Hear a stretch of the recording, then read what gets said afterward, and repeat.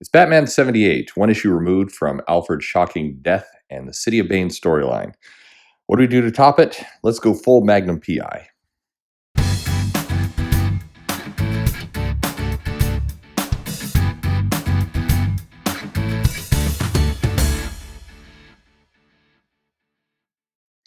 All right, this is Batman City of Bane, number 78. We're back with Tom King and Clayman.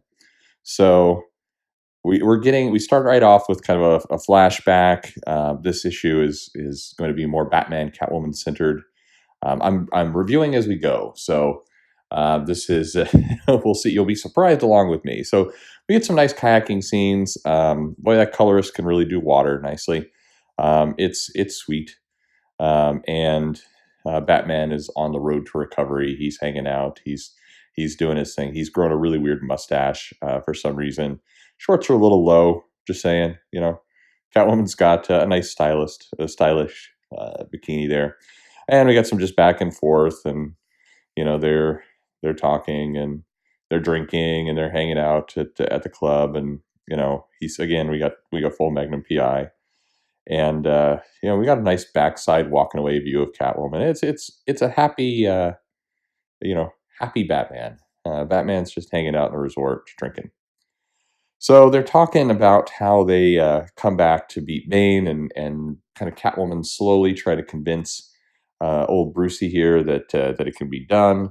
He's training. He's getting better. They're climbing mountains, doing some rappelling, and then they talk about the elephant in the room, which is the marriage, and she still has the ring. Every time I see Catwoman's tail, it always feels like I'm always surprised to see it. Like I thought they got rid of that, but they didn't. But there it is. It's funny how it defies gravity.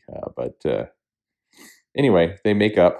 They're sleeping, and they're in separate rooms for some strange reason that nobody really understands. But they're talking about the relationship. They're talking about how they can go, and it's back and forth. You're getting like a little lover's quarrel. We're getting some diving again, tropical island, and cat bat, and kissy kiss. It doesn't matter, they say.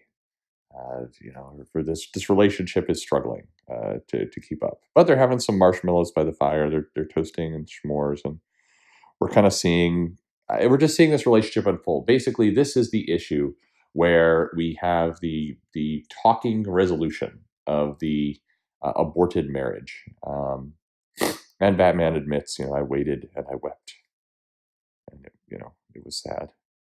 And Catwoman's crying too. Everybody's crying, basically. So finally, they're throwing batarangs at each other. It's.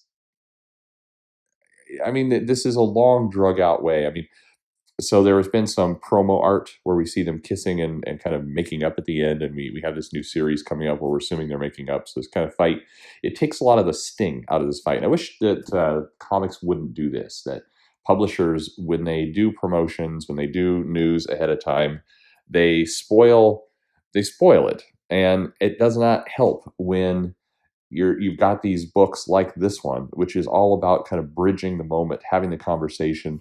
Will they reconcile? Will they not reconcile? Will it work? And they're going to. So they have their spat. They're going back and forth. He's talking about you have to see me, I have to see you. We fight with a hurt. And finally, Batman has been lying this entire issue. That he's been saying, "I'm fine," and she's like, "You're lying," and he's like, "I know." And they've been going back and forth. That's been kind of the bit, this issue. So finally, in the reconciliation, Batman says, "I'm not fine. Everything's not fine. My world is dust without you." And they kiss, and they settle their argument, and the end. So. I did this as a quick kind of review. I think that, and the sad part is, like I said, I was reading it as I was reviewing it. So you were hearing it along with me. But the problem is that, you knew where it was going. So when you opened up the comic to the first page, you know that we're getting a reconciliation. You know the two of them are going back to Gotham. You know the two of them have a spin-off issue here coming up. You know all these things are true. And so the issue then never lands a punch, other than that weird, Magnum PI mustache that Bruce has. But it is it the comics do this all the time. And I think, if I could speculate a little bit, I think that's why one reason why Hickman's run is doing so well and it has so much attention. Because even though we've seen promo art, even though we've seen that some of the X-Men characters are alive and kicking and they're running around, it doesn't correspond to what we're reading now. So you really don't know where it's going. I mean, the issue today, you don't. Every issue feels like a surprise, not one of those kind of gimmicky shock surprises, but a legitimate, I'm not sure what's going to happen, so let's find out. And the challenge is the Tom King's run has been largely decompressed. It's a lot of moments, it's a lot of storytelling, it's a lot of getting inside the head of Batman. It's I'd say graphic, certainly graphic art, but we're going panel to panel and we're having these moments play out. There's a lot of kind of Batman looks, Catwoman looks, Batman looks again, Catwoman looks sad, Batman looks a little sadder. They say Bat, or she says Bat, he says Cat. They go, and it's a moment. A lot of these moments are being created, and I actually believe in Tom King's defense that to his writing that when this is collected in a big graphic novel, like if there's a Tom King omnibus, it will probably read pretty well because these moments, when you're reading, 10 issues at a time, probably adds some nice emotional weight to the story. But as a single comic, you pick this up and you're probably a little pissed off because you paid, the you paid the entry fee to basically a comic that is a bunch of little moments to where you already know the resolution. And I think so. My review of this book is less about this book and more the advertising and the way that they're promoting these comics and pushing them out really sucks. It takes away from the impact of what the writer's trying to do. It takes away the impact of for the reader all along, or in every step. It's reducing what the writer is trying to accomplish and what the artist is trying to accomplish. Clay Mann's a great artist. It's, again, the art is a little sketchy here. Coloring is on point, very nice. Everything else.